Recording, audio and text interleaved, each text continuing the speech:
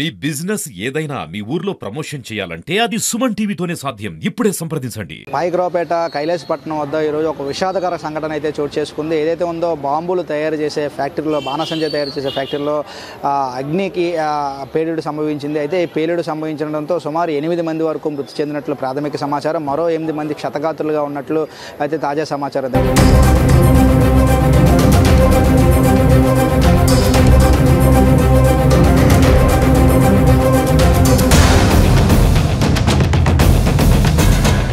ఇక్కడ ఒక క్షతగాత్రులు ఉన్నారు, గోవింద్ గారు ఉన్నారు. అసలు సంఘటన ఏ విధంగా జరిగింది, ఎట్లా జరిగింది అని అడిగి తెలుసుకునే ప్రయత్నం చేద్దాము. సార్ మాట్లాడగలుగుతారా?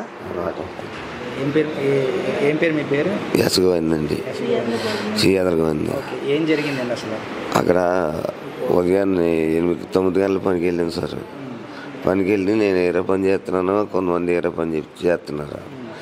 అవి పెద్ద దండ్లు ఉంటాయి కదండి, పైకి వెళ్ళి పువ్వులు ఎడతాయి, పువ్వులు ఎడతాయి కదా, అవి కోరుతున్నారు. అంటే బాల్ వేసి 4 లూజ్ పేపర్లు వేసి కోరుతారు.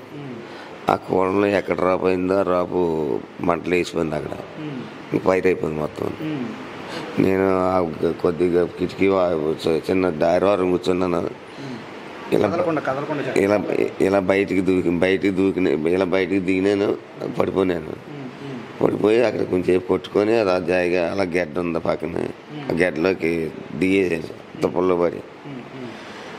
ఇంకా అంతలోకి మళ్ళీ ఆంబులెన్స్ కౌలు రాలేదు. మళ్ళీ 1 కిలోమీటర్ దూరం మళ్ళీ వెళ్తే అంతలోకి మా ఆయనకి రబ్బ వచ్చి కోటపట్ల హాస్పిటల్కి తీసుకొచ్చి ట్రీట్మెంట్ చేసినారు.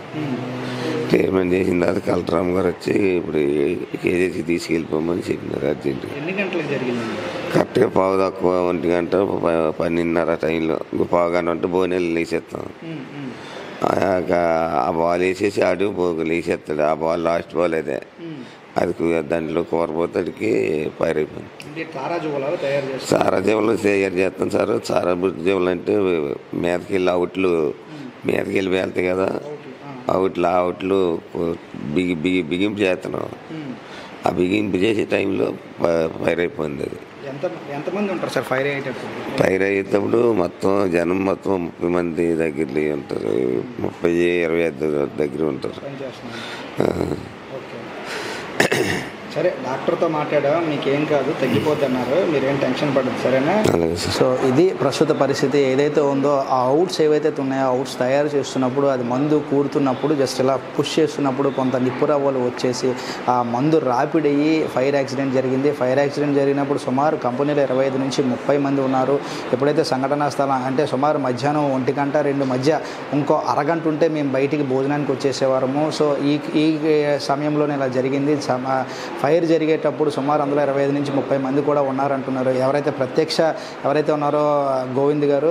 సో ప్రస్తుతం ఆయన పరిస్థితి క్షతగాత్రుగా ఆయన ఉన్నారు. ఇప్పుడు వాళ్ళ మిస్సెస్తో కూడా మాట్లాడటం జరిగింది. అయితే ఎప్పుడైతే సంఘటన జరిగిందో కలెక్టర్ గారు, జిల్లా కలెక్టర్ అందరూ కూడా వచ్చి సంఘటన స్థలానికి ఏవైతే ఉన్నాయో సహాయక చర్యలన్నీ కూడా చేపట్టారు. అక్కడి నుంచి ఈ గోవింద్ అనే వ్యక్తిని నర్సీపట్నం ఏరియా హాస్పిటల్కి తీసుకెళ్ళి కోటవరట్ల.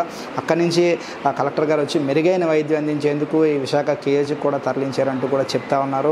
సో ఒక అరగంట ఉండుంటే మేము భోజనాలు దిగిపోతాం, ఈ లోపే ఇలా జరిగింది అంటూ కూడా ఆయన చెప్తూ బాధపడతా ఉన్నారు. మరోవైపు ఆవిడ భార్య ఎవరైతే ఉన్నారో ఆమె అంటే ఇప్పుడు ప్రస్తుతం ఈయన కోలుకోవడానికి కొంత సమయం పడుతుంది. సో ఇప్పుడు మా కుటుంబాన్ని ఎవరు ఆదుకుంటారు, ఇప్పుడు ఆయనకు మెరుగైన వైద్యం ఏ విధంగా అందుతుంది, మేము ఎట్లా, మా పోషణ ఎట్లా ఉంటుంది అంటూ కూడా ఎవరైతే ఉన్నారో వారి సతీమణి కూడా బాధపడతా ఉంది. ఏదేమైనప్పుడు కూడా ఇప్పటికైనా అధికారులు స్పందించి ఈ ఘటన పట్ల పూర్తి స్థాయిలో చర్యలు తీసుకోవాలి. ఏదైతే ఉన్న క్షతగాత్రులతో పాటు వారి కుటుంబాన్ని కూడా ఆదుకోవాలి, వారి కుటుంబానికి కూడా న్యాయం చేయాలని చెప్పి అందరితో పాటు మనం కూడా కోరుకుందాం. చూస్తూనే ఉండండి సుమన్ టీవీ. వీడియో జర్నలిస్ట్ రవితేజతో చంద్రు, సుమన్ టీవీ, విశాఖపట్నం.